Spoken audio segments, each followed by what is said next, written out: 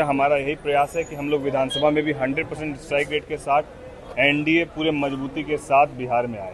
वहाँ हमारे राष्ट्र अध्यक्ष जी ने इस बात को मजबूती से सभी लोगों के बीच रखा कि अन्य प्रदेशों में भी यदि संगठन बहुत मजबूती के साथ काम करेगा, जो भी वहाँ की स्थिति होगी उसके अनुकूल हम लोग चुनाव लड़ेंगे। चिराग पासवान ने 100% स्ट्राइक रेट हासिल की लोकसभा चुनाव में और अब विधानसभा चुनाव के लिए भी प्लानिंग सेट हो गई है। नमस्कार, दर्श न्यूज में आपका स्वागत है। मैं हूं अनुराग।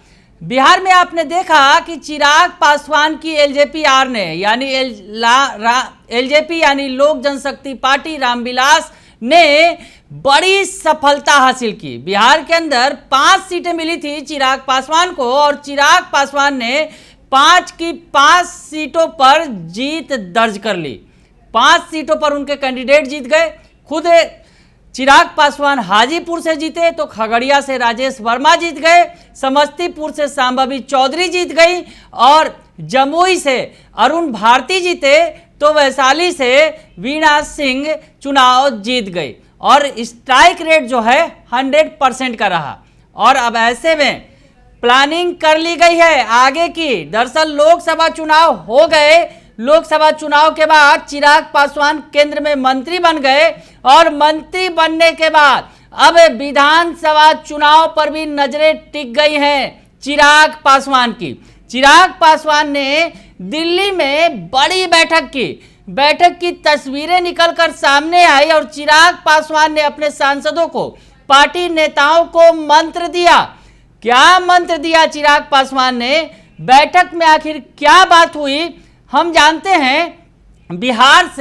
बिहार के खगड़िया से नवनिर्वाचित सांसद राजेश वर्मा से। राजेश वर्मा क्या कुछ कह रहे हैं, मीटिंग में किस तरह का गुरु मंत्र दिया चिराग पासवान ने और अब आगे की क्या तैयारी है बता रहे हैं राजेश वर्मा। सुन लीजिए पूरी बात। कई टास्क दिए गए हैं, क्या कहेंगे, क्या क्या दिशा निर्देश? टास्क 2025 विधानसभा है और एनडीए को और हमारी पार्टी को, जिस तरीके से हमारी पार्टी ने लोकसभा में 100% स्ट्राइक रेट दिखाने का काम किया और ठीक उसी तरीके से हमारा यही प्रयास है कि हम लोग विधानसभा में भी 100% स्ट्राइक रेट के साथ एनडीए पूरे मजबूती के साथ बिहार में आए। सांसद आपके जो राष्ट्रीय अध्यक्ष हैं उनका कहना है कि अभी 5 हैं और हम लोग की सीटें अगर बढ़ेंगी तभी हम लोगों को पूछ मिलेगी। ऐसा लगता है कि आगे के समय में और कई राज्यों में आप लोग बैठकें करेंगे? स्वाभाविक है कि जब वो बैठक कॉन्स्टिट्यूशन क्लब दिल्ली में हुई, वहाँ देश के सभी प्रदेशों से हमारे पार्टी संगठन के प्रदेश अध्यक्ष और सम्मानित सभी प्रकोष्ठ के अध्यक्षगण मौजूद थे।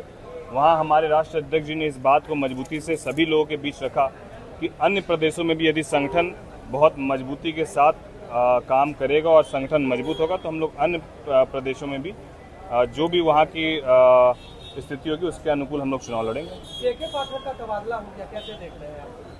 नहीं, देखिए, अब ये तो सरकार की प्रक्रिया है, प्रक्रिया का वो पार्ट है, तो उसमें कैसे देखना नहीं देखने पर कोई प्रश्न चिन्ह ही नहीं। वो तो सरकार की प्रक्रिया, वो माननीय मुख्यमंत्री जी का विशेषाधिकार है। बिहार में कुछ अपराध की घटनाएं बढ़ी है चुनाव के बाद,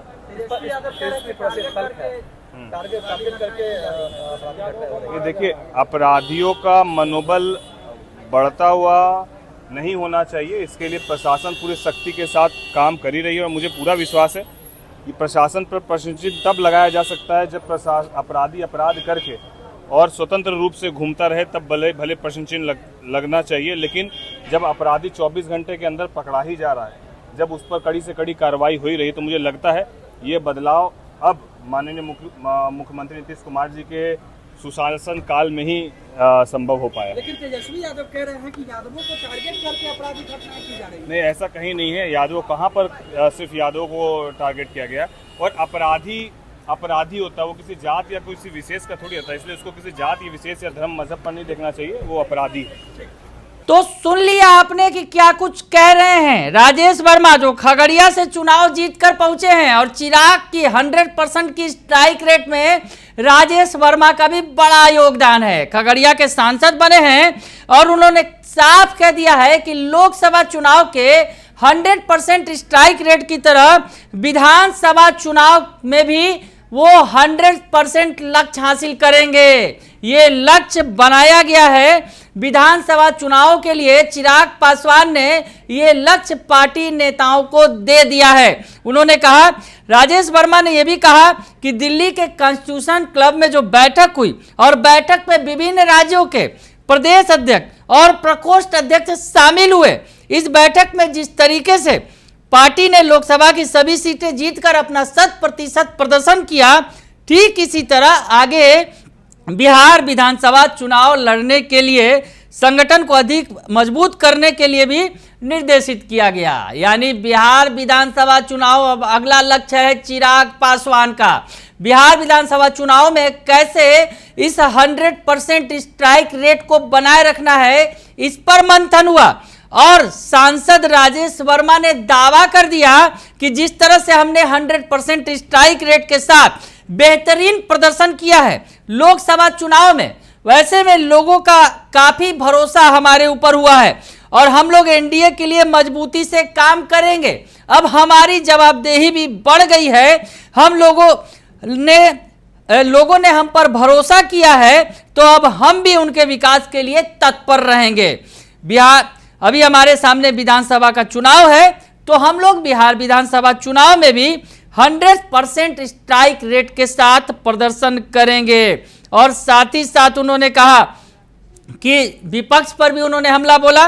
स्पीकर को लेकर जिस तरह से विपक्ष सवाल खड़े कर रहा है, राजेश वर्मा ने कहा कि विपक्ष में एकजुटता नहीं है और उनके सवालों पर ध्यान देने की जरूरत नहीं है।